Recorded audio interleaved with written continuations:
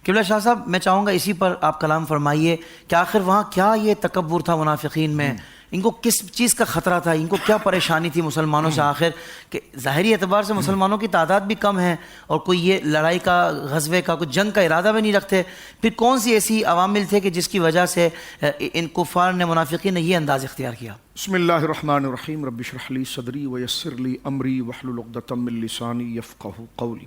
دیکھیں غزوہ بدر یہ یوم الفرقان ہے، سبحان اور اللہ رب العالمین جل وعلا نے اسلام کو اس میں سربلندی عطا فرمائی۔ میں اس کو اس انداز میں بھی ذکر کرنا چاہوں گا کہ حضور سید عالم علاقے سے تھے تو امن کا اتنا بڑا ثبوت جناب سید عالم کے اصحاب اور حضور نے دیا کہ علاقہ چھوڑ دیا، نکل آئے، اب وہاں پر پہنچے جہاں کے لوگوں نے ہاتھوں ہاتھ حضور کو قبول کیا۔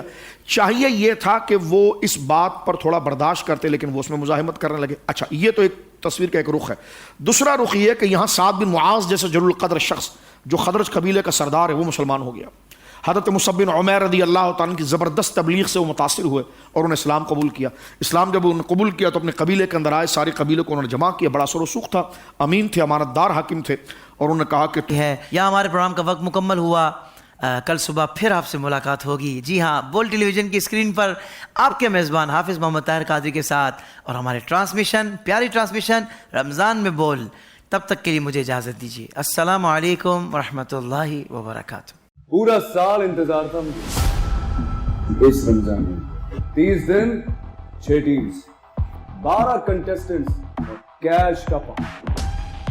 اب گیم وہ ہوگا جسے آپ کا نہیں ہوگا، جس نے جو کرنا تھا کر لیا۔ لاکھوں عوام کو دینے کا ذمہ ان میں حصہ، شور گونجے گا ہر گلی نکڑ اور دکان، رمضان لیگ بنے گی آپ کی پہچان، نعرہ لگے گا تو پارا چڑھے گا۔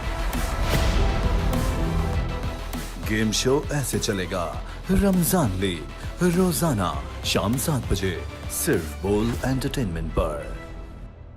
بول انٹرٹینمنٹ کے شوز دیکھنے کے لیے ہمارے چینل کو سبسکرائب کریں اور بیل آئیکن پر کلک کرنا نہ بھولیں۔